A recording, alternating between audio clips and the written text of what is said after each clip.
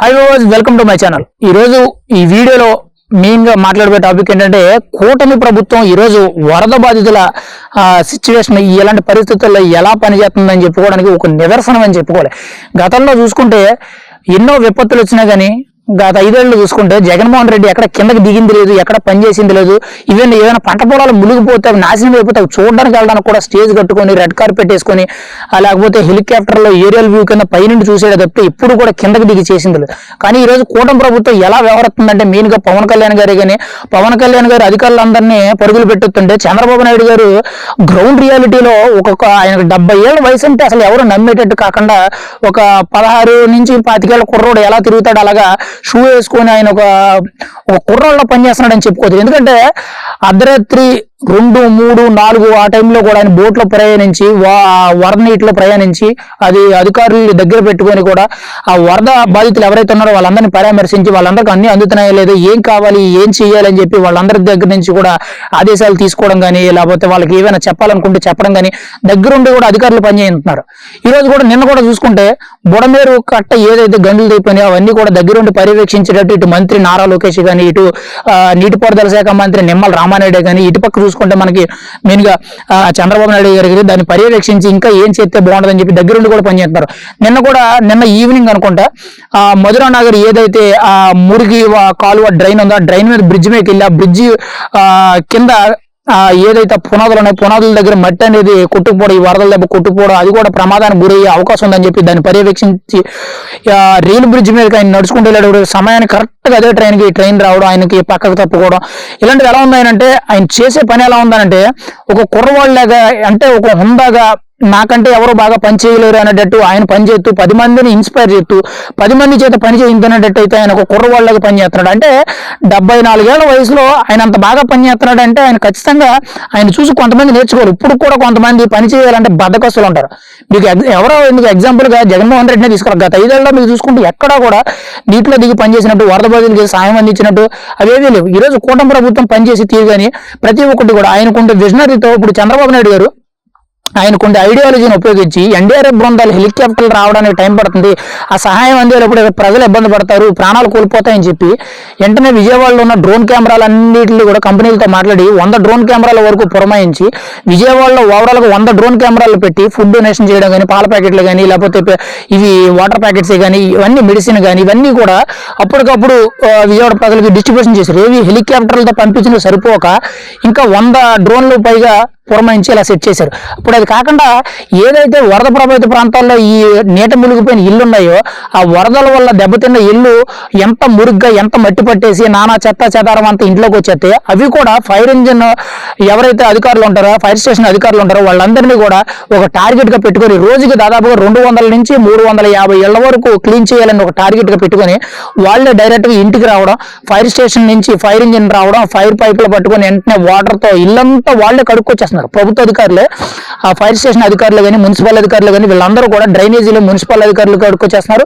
ఇటు ఇల్లు చూసుకుంటేనేమో ఫైర్ సిబ్బంది ఎవరైతే ఉన్నారో వాళ్ళు కడుక్కొచ్చేస్తున్నారు. అంటే ప్రతి ఒక్క ఇంటిని కూడా వాళ్ళు క్లీన్ చేసుకుంటూ వచ్చేస్తున్నారు. అది కాకుండా మళ్ళీ అది అయిపోయిన తర్వాత వెనకాల బ్యాక్ సైడ్ నుంచి మళ్ళీ డ్రోన్లతోని బ్లీచింగ్ ని పిచికారీ చేస్తున్నారు. అంటే ఈ వరద నీరు ఏదైతే ఉందో దానివల్ల ఈ వైరల్ ఫీవర్స్ కానీ ఫ్లూయిడ్ జ్వరాలు కానీ వచ్చే అవకాశం ఉంటాయి కాబట్టి దాన్ని కూడా గుర్తించి వెంటనే శానిటైజేషన్ కింద డ్రోన్లను ఉపయోగించి ఈ బ్లీచింగ్ అనేది పిచికారీ చేయడం జరుగుతుంది.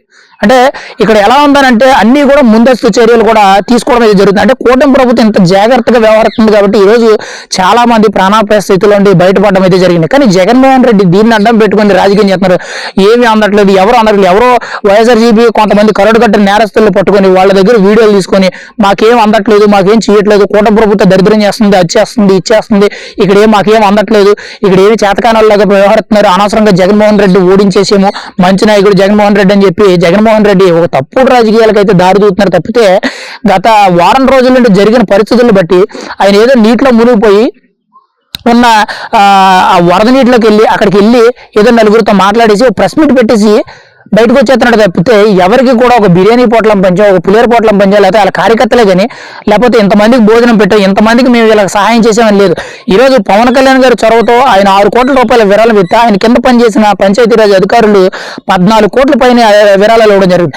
ఆయన్ని ఉద్దేశించి కూడా ఫిల్మ్ స్టార్స్ ఎవరైతే ఉన్నారో, ఈ తెలుగు ఇండస్ట్రీ ఫిల్మ్ స్టార్స్ కానీ, లేకపోతే ప్రొడ్యూసర్లు కానీ, డైరెక్టర్లు కానీ, చిన్న చిన్న ఆర్టిస్టులు కానీ ప్రతి ఒక్కరు కూడా ముందుకు వచ్చి తన వంతు సాయంగా ఎంతో మంది చేస్తున్నారు. ఇవి కాకుండా స్వతంత్ర సేవా సంస్థలు కానీ, మెయిన్గా జనసేన ఎన్ఆర్ఐ టీమ్ కానీ, టీడీపీ ఎన్ఆర్ఐ టీమే కానీ, లేకపోతే ఇక్కడ ఉండే కార్యకర్తలే కానీ, లేకపోతే ఇక్కడ ఉండే జన సైనికులే కానీ, టీడీపీ కార్యకర్తలని, బీజేపీ నాయకులు కానీ ప్రతి ఒక్కరు కూడా వాళ్ళకు తోచినంత సాయంతో నిత్యావసర సరుకులని ప్యాక్ చేసి వాళ్ళందరికీ కూరగాయలు పంచడమో, లేకపోతే పప్పు ధాన్యాలు పంచడమో, లేకపోతే ఫుడ్ డొనేషన్ చేయడమో, లేకపోతే బిస్కెట్స్ పంచడమో, లేకపోతే పాల ప్యాకెట్లు పంచడమో, వాటర్ ప్యాకెట్లు పంచడం, వాళ్ళ సొంత డబ్బులు.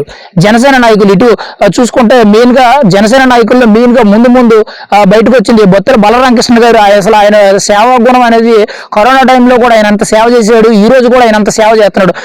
దగ్గరుండి కూడా అందరికీ కూడా బిర్యానీ పొట్టాలు పంచడం, వాటర్ ప్యాకెట్లు పంచడం, ఎవరికైనా కూరగాయలు పంచడం, లేకపోతే ఇవన్నీ కూడా ఆయన దగ్గరుండి మరి 5,000 మందికి భోజనాలు పెట్టించి 5,000 మందికి వాటర్ ప్యాకెట్లు, 5,000 మందికి నిత్యావసర సరుకులు పంచాడు.